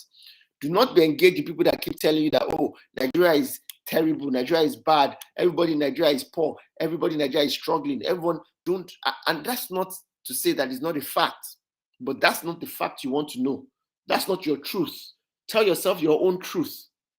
It's okay to have your own truth and say, look, if everybody is broke, everybody is poor, the country is about to break down, how come, as I speak to you right now, I have a client that owns, not a client and a very good friend, who owns the biggest private jet company in Africa. I go to see him all the time, and I see the amount of Nigerians buying private jets every single month. And I tell myself, these guys don't have two heads. They're most of them not even as smart as you. Right? So after that first step, let's now look at the next step. The next step is now you've built yourself, you've fortified yourself, you have a great mindset, you have a great product. What next do you want to do? What I mean great product is that you have the work of hand. You have something that is the work of your own hand. You have something you're doing. You are selling hair. You are selling organic cream.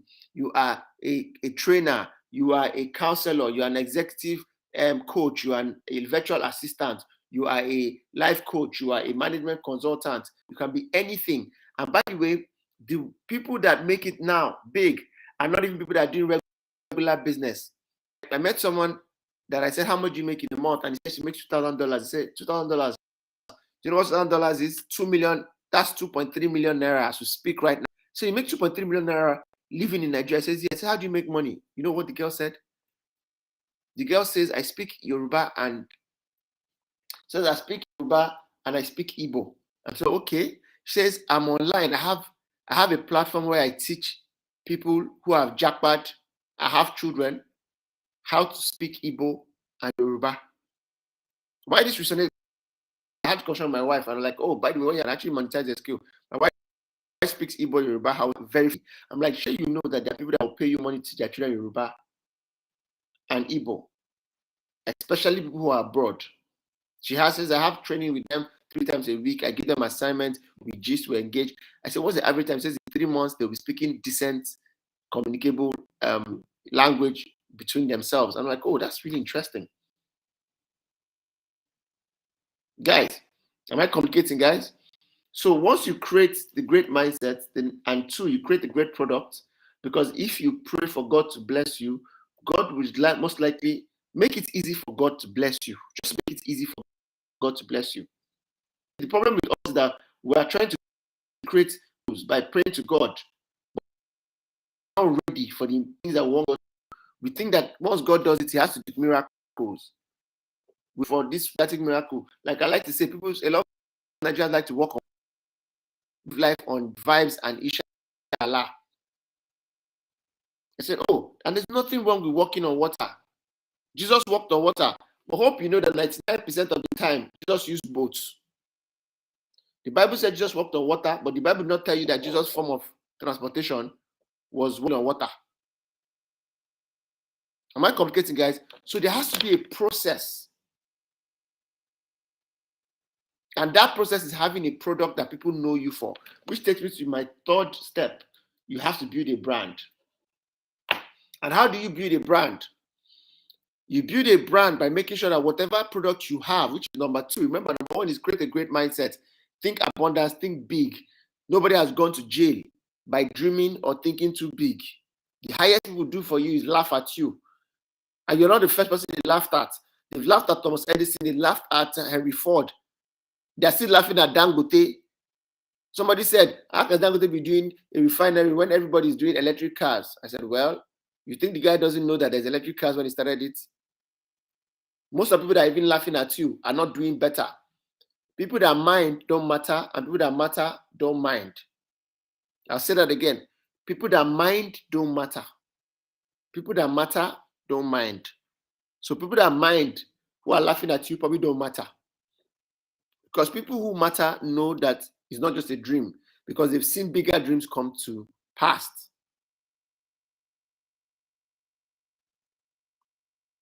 Right? So you've got to create a brand. Now, what does it take to create a brand? 3 things. 1, you must be unique, and I'll be really fast now because I think I have less than 10 minutes. Eugene, am I right? Right. First step. Yes, you are fairly 10 minutes. Yes. First step, and I'll be quick. First is you need to create something that is unique. And I'm not telling you create something that nobody has created before. That's not the point. You're not the first person that is exporting things to UK. But what are you doing that is different? I know somebody that's everybody people export Gary. I know somebody that's now exporting Gary that comes in different flavors. I know somebody that's exporting Gary and it comes with granules and a good mix of sugar and milk. It's an interesting pack. I don't know if everybody has seen it online. There's a great campaign. She had world-class advertising for it. Great camera, great picture, great video, and she's selling. It's not what you do that will make you successful. It's how you do it. It's not what you don't have that will stop you. It's what you have and don't know how to use. So creating a brand is not about creating something new. It's about creating something different. Don't think new. Think different. So there are 3 things you must do to create a brand. 1, you must be unique. 2, it must be easy to identify. And 3, it must be consistent. It must be unique. So what is that thing you're doing that is unique?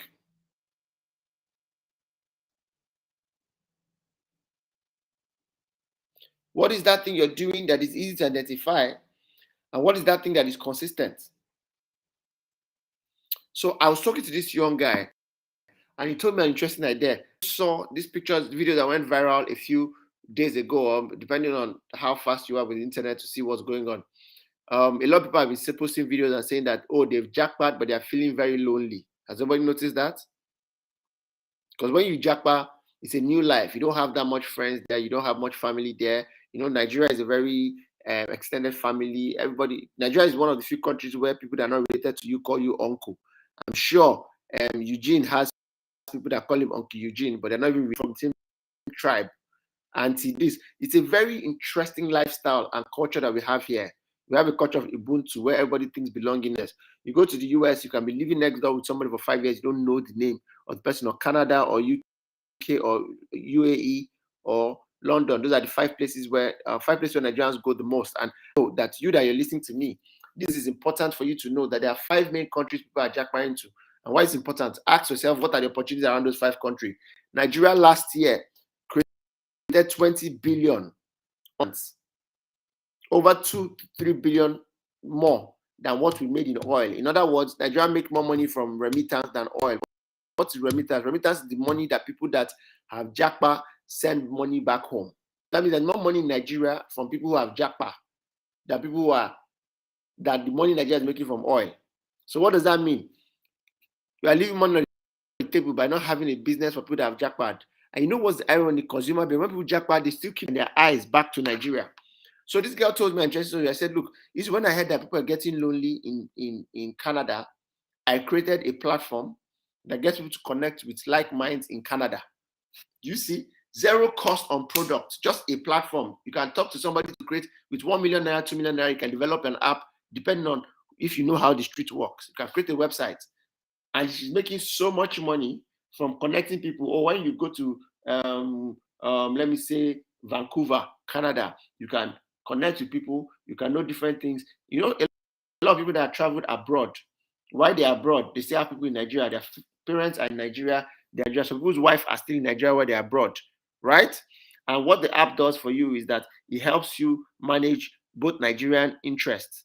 So, for example, let me say your mom is sick, she has cancer, and then you're in Canada. It helps you take your mom in Nigeria to go for care. If your dad has hypertension, he makes sure that your dad has steady supply of his drugs, right? And he sort of does all of that. She's making 5,000 to 6,000 average every month. I'm sure if you make $5,000 to $6,000 every month, that's about 7 million naira. You have no business saying that this country is bad. So this country is not going to change.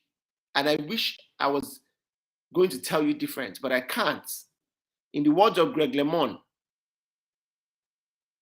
I don't know if anyone knows who Greg LeMond is. Greg LeMond is one of the most decorated athletes in the world. He's a cyclist. He has a popular saying. He says, "Don't wish it was easier. Wish you were better." So for you to be better, you need to, one, create a bigger and a better mindset.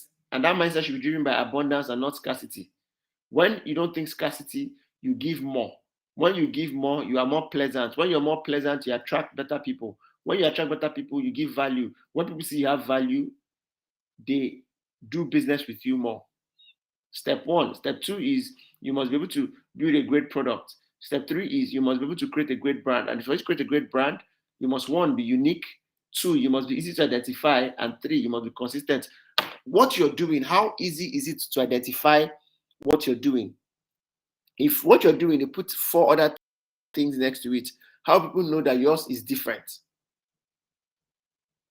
Too many Nigerians good product but have bad brands, or they don't care about their brand. They think that a good product will sell itself. They expect you to look behind, or they expect you to look ahead and beyond their packaging. It's only God that does that. God looks at a man's heart. Human beings look at a man's face. So I always tell people, oh, why are you dressing like this? Why are you looking like this? Why are you smiling like this? Can you carry yourself like you have, like, your confidence? You walk into a place, why are you looking like what you have been through?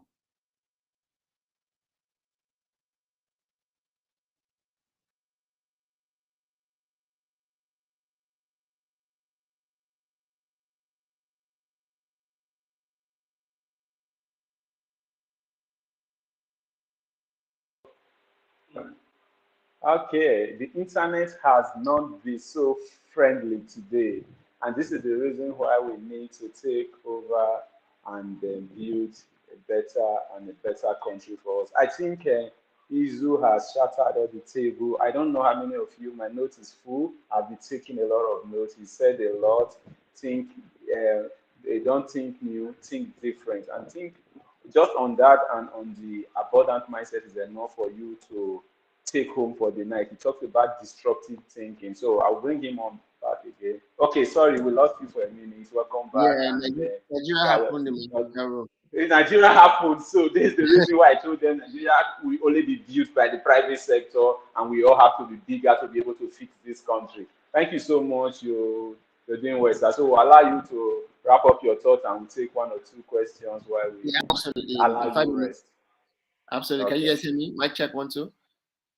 we can hear you, sir. Yeah. So 5 minutes, I'll be done, right? So please stay with me in these thoughts. One is like I'm sure everybody can spell out my step 1, step 2, step 3. So you have to be Sorry, unique. they're asking me to allow you to speak for another 30 minutes. Anyway, we are supposed to round up by 9, so you have between now and 9. So let's see if you can do another 10 minutes, and then we'll take one or two questions. You see the value you bring in. I think everyone is glued to their screen, and thank you so much for pouring your heart out, brother. Thank you, sir. Thanks, but you know, I have an event going downstairs. I had to take a break, right? I have, you know, the decoded. You know, our Hexavan decoded. Port Harcourt people are doing HPC decoded, so they're all downstairs at the pool side of the hotel. So just So take your finish up and the 10 minutes, yeah. them. So, but that's fine. So here's the thing, right? And there's a reason why there's a trend in my conversation. I started with mindset and person, then I moved to product, then I moved to brand. Don't mix them up. You know, there's a joke I heard one time, and someone says that it's like actually a true story. You know how Nigerians run into church on 31st December because they hope that they will pray for the year to get better, right? And then this guy was praying on vigil of New Year, and he heard somebody kept screaming, "Dear Lord, give me a big fat account and a small body. God, give me a big fat account and a small body. And God, give me a big bank account and a small body." He had to tap the guy and say, "Okay, why are you repeating this thing?" The guy said, "I need God to understand it very well." He said, "What does that mean?" He said, "Because last year he mixed it up." Right? He said, "I was praying for big bank account and fat body. I ended up having fat body and small bank account." Right? So that was an enlightened note. But here's the thing about this conversation. I don't want you mixing things up. Don't put brand before product. Because a lot of people are building great brand on a poor product. And if you're going to think global, your standard in Nigeria is different from the standard abroad. Some things that is acceptable in Nigeria because of our culture for average and mediocrity, you try it abroad, they won't only accept it, but you can go to jail. Like I like to say, too many people have champagne products in Nigeria, but they are not collecting champagne money, they are collecting Zobo money. Too many products are champagne quality, but put in Zobo nylon. Hope you know that champagne on a Zobo nylon, nobody will pay a lot. Meanwhile, some people are also selling us Zobo in champagne bottle. Right? So you've got to pay attention to your brand. And for you to be a brand, you must be unique, you must be easy to identify, you must be consistent. And your brand must have 5 things. And I'll round up with this. You must satisfy 5 variables. And I'll make it easy for you to remember. I'll put it as an acronym, STEPS. STEPS. Now, what does STEPS mean? S, what you're selling must have a story. What's the story behind what you're selling? Why are you doing what you're doing? Why? Why are you trying to do this? What problem are you trying to solve? And what's the story behind the problem you want to solve? Right? So the person who, for example, is teaching people how to speak multiple language has got to create a whole story around it.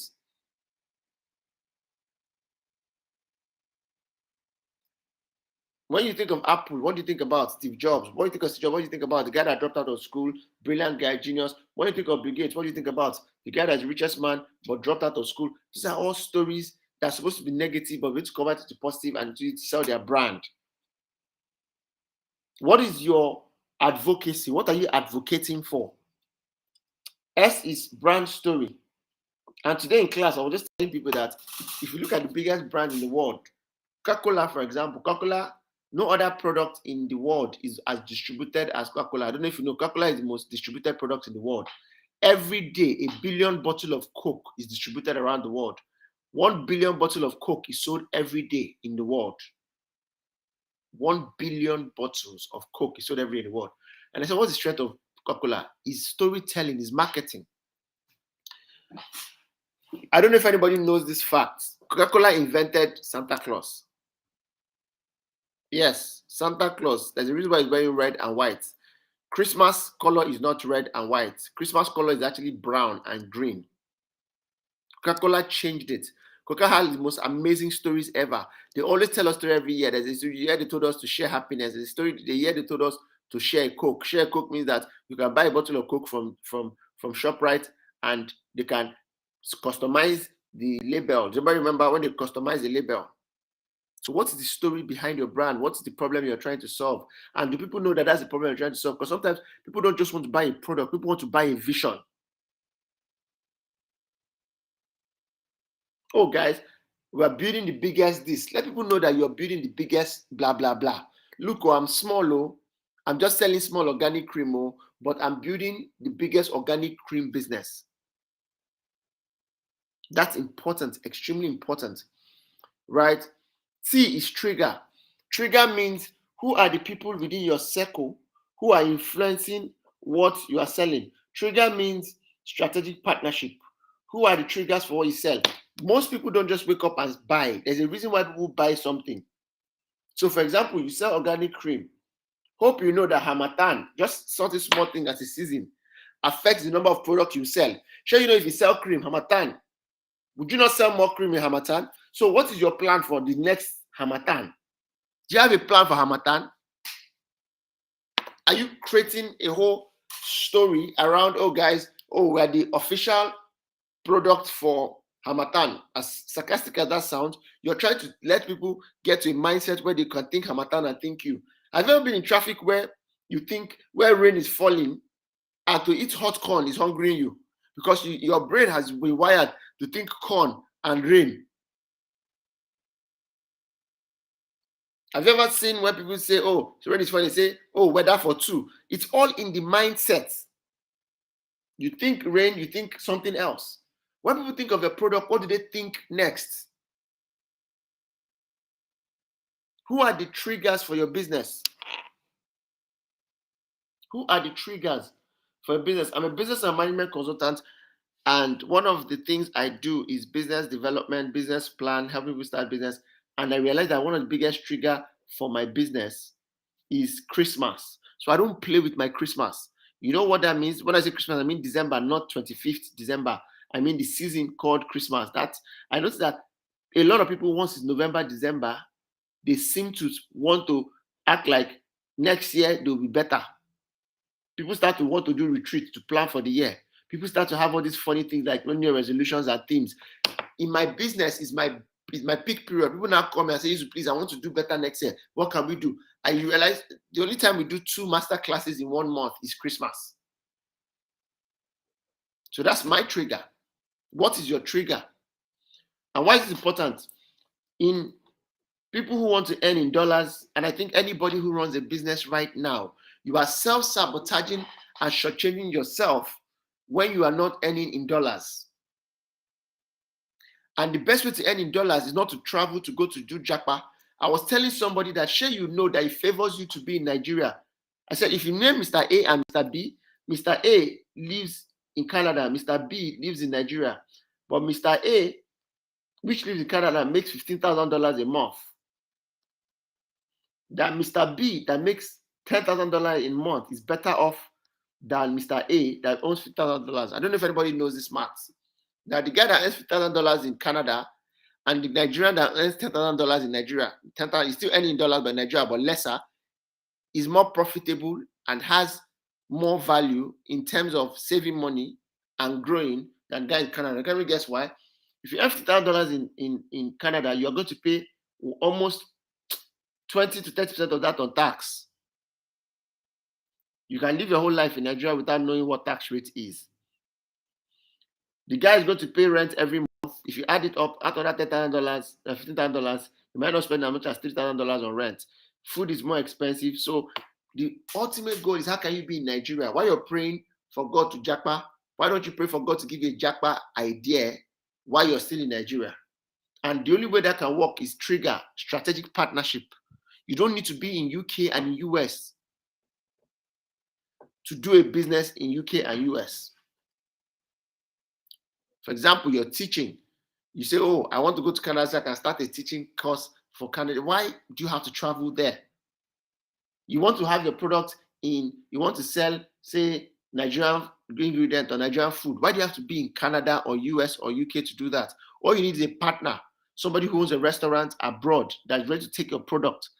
People can go to your website and see your Nigerian address and your foreign address. And you don't need to be a foreigner. You don't need to be a foreign land to have that. So E is emotions. No matter what you sell, understand that human beings are emotional. No matter what you sell, people will not buy from you except three things. People buy from people they know, like, and trust. Do people know you? Do people like you? Do people they trust you? People buy from people they know, like, and trust. Emotions. Hope you know that every business you are selling to somebody, there are stakeholders of those people. Do you care about who those people care about? I had a conversation today and some realtors, I was telling people that sell real estate, I said, sure, you know that when you're trying to sell a property to a man, hope you're carrying the wife along. Hope you're giving the wife gifts. You're going to see a man to broker ID to close a deal, but you know that the wife likes to read. Hope you stop at the library to buy books for the wife. You know that the man has a favorite daughter. Did you think of buying the daughter a dress on her prom night? I met someone today that says he's into distribution of cement. I said, what's the average amount of cement you sell every month? You know what the guy said to me? The guy says, I'm the top 10 biggest cement seller in the whole of Africa. I said, wow. I said, how many cement do you sell in a month? He says, on a bad month, I sell 185,000 bags of cement. I didn't say 185 bags, though. I didn't say 18,000 bags. I didn't say 1,000 bags. I said 185,000 bags.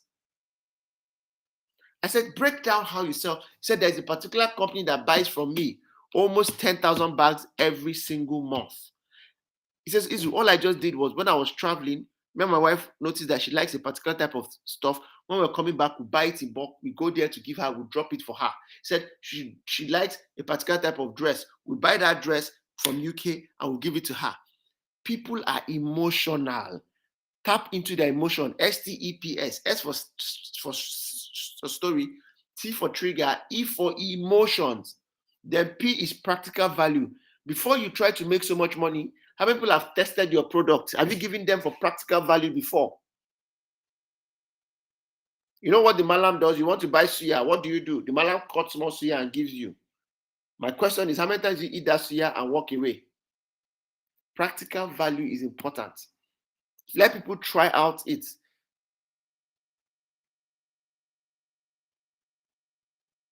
Right? At the end,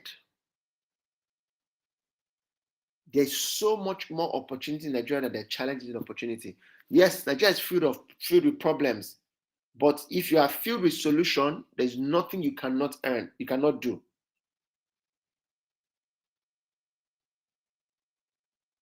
Anyone can fall off a ladder by accident, but nobody climbs a ladder by accident. Mr. Eugene, thank you for having me and God bless you. Yeah, thank you, Mr. Izu. I would not want to take your time. I have a couple of questions here, but I just take this first one. I think it's quite easy. Say, how will you manage the risk of currency fluctuation and political instability? I really don't.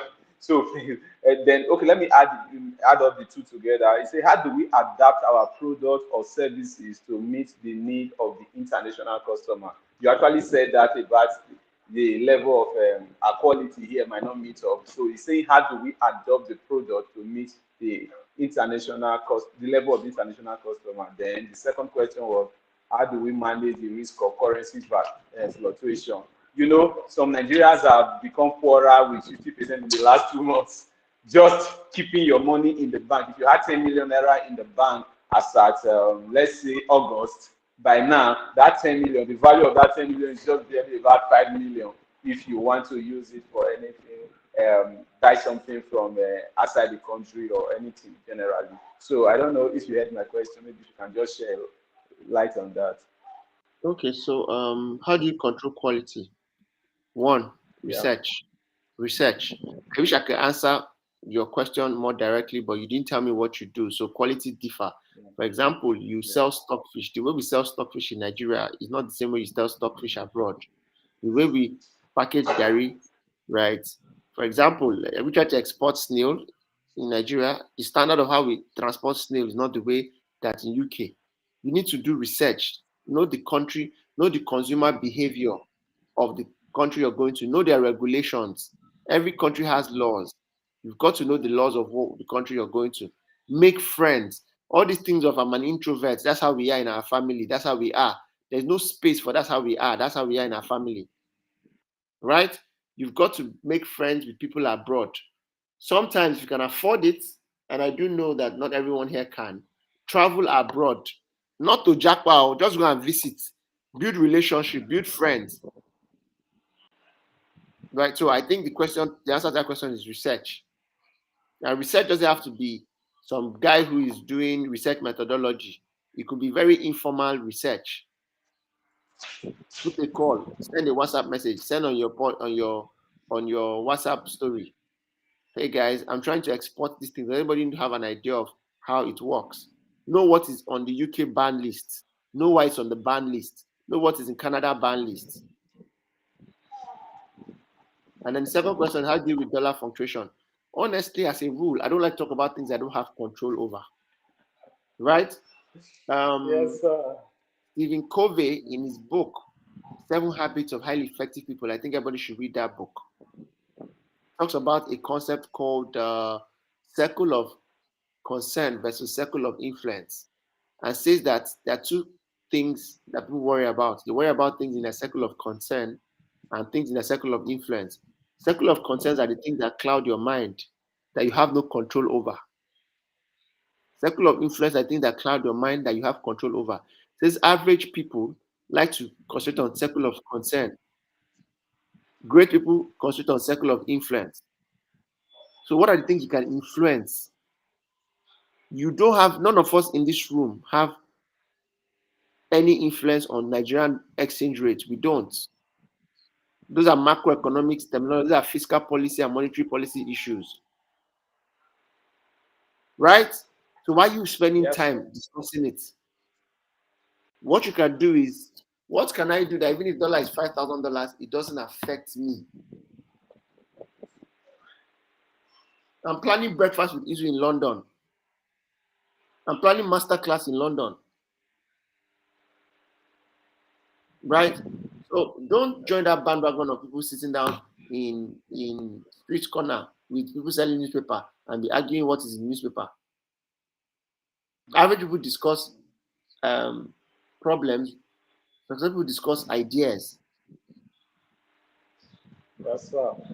Yeah. I think I learned that in 2020 during the COVID era, and a lot of people were complaining the conspiracy theory and everything. I was speaking with Coach Amogafemi then, and he told me one of the things that he has learned is to know what he has control over and know what he does not have control over. So he leaves the ones that he does not have control over, because no matter how he discusses it, nothing will change. And I think another thing that I took from you many years ago, when you said if the change happening outside you is faster than the change inside you, you're going to become obsolete. So we have to try and be, so that could apply to what you're saying just now, that just understand what is happening. We are not saying you should be ignorant of the financial maybe market or whatever the statistics are or the figures are, but you can't do anything about it. So all you should do is how to beat that particular system. So the last thing I will just ask you before I let you go, this is a personal question, because when you started on the abundance mindset. It's something I'm big on.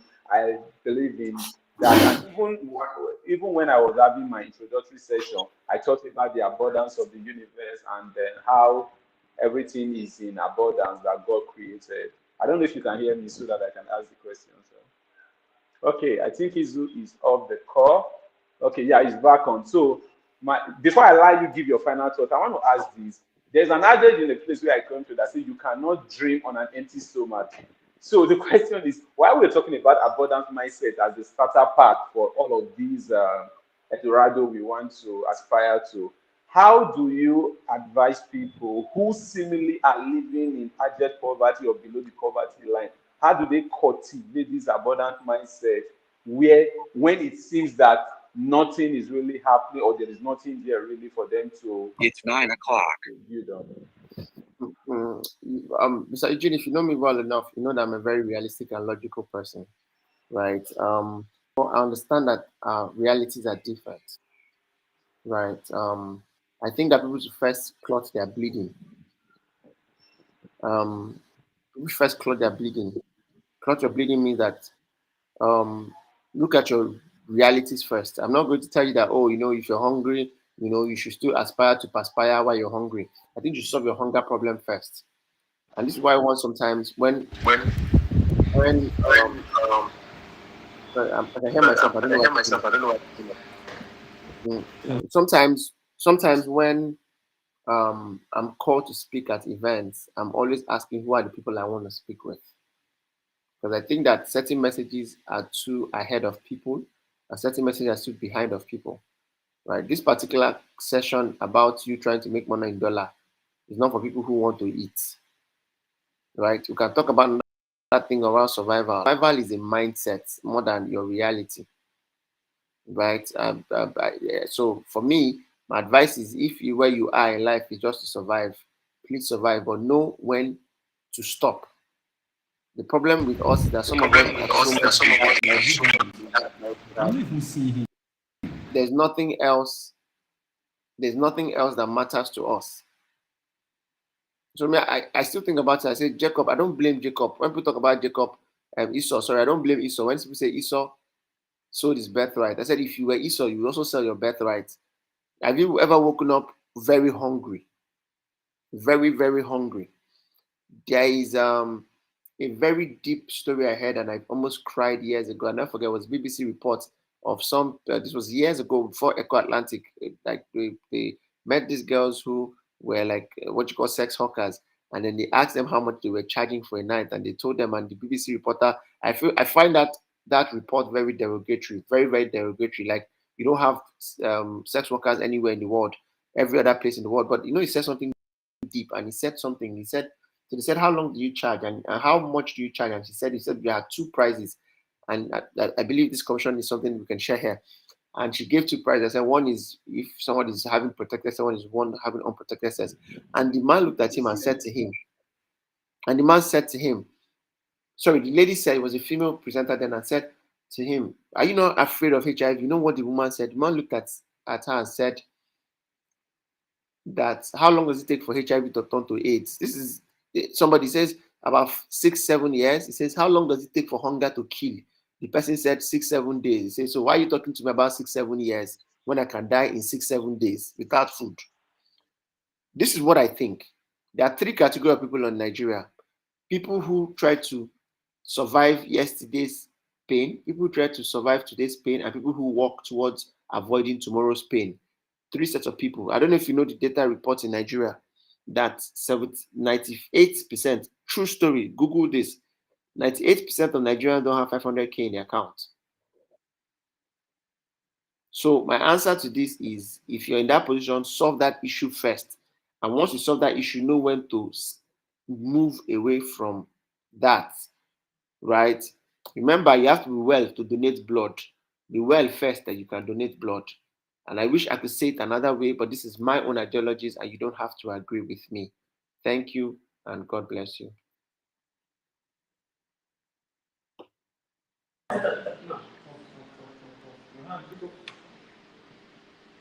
Hello. So, sorry, I had a little network challenge here. So, thank you so much for the evening. I wouldn't want to further keep you, sir. We're very grateful for this time that you've shared with us and the knowledge that you've imparted. I'll speak to you personally tomorrow, maybe to appreciate you. And this is an ongoing conversation. I should be in Lagos anytime soon, so I'll come and see you personally. Thank you so much, sir. No, I think I'll let you go. I know you have an event going on. Thanks for this time. We appreciate you greatly. We're grateful. Thank you so much. Yes, I think we said we were going to round up by 9 p.m. Sorry, we took extra 5 minutes. It has been an interesting time. what I said at the beginning of the program, that this is not just an event that is going to fix all of the problem, but it's just to start this conversation and from here build it upward. You've learned a lot of things. We've learned about the mindset, about that mindset, destructive thinking. And there's one key thing I want you to take out of the last speaker. He said, don't think new, just think different. So there's nothing new you want to create there. Every market is already existing, but how can you improve on what is already existing? How can you improve on what it is? And that is the uniqueness you will bring to that product. So I want to say thank you to everyone, members of my team. I have a full crew with me here, then to my keynote speakers, and to you who decide to spend your data for this. Information is the key, and one of the things we talked about today is knowledge, and that's what you've gained. I just want you to follow me on my social media platforms, Instagram, Facebook, is Don Eugene. I have a page, Don Eugene also, and then on YouTube, which is our streaming platform, we want to start doing a whole lot of content. And for those of you seeing what I'm wearing, this is the School of Life. It's a new brand that we are promoting. It will start in 2024. What we're trying to do with the School of Life is to bring experts in different critical areas of life, from mental health to finance to budgeting, every area of life, because we understand that if each one can reach one, then each one can teach one, and then we'll have a happier world. That's the words of the late Charles B. So what we'll be doing in School of Life is to discuss really critical life issues from the expert's perspective and be able to provide solutions, so that at the end of the day, we'll live a balanced and well-informed life. So thank you so much. Thank you to my team, my family, everyone that have put up with me in the last few weeks that we've been preparing for this week's conference. God bless you. I appreciate you, and we look forward to next year. Next year is going to be a bridge conference. We'll have a virtual conference and a physical conference at the same time. So we'll be together next year, and hopefully we'll have had other meetings. So for those of you that will have your contact and your email, we'll keep communicating with you, and feel free to join our community on WhatsApp, where we share business nuggets every other week. God bless you, and God bless you really big.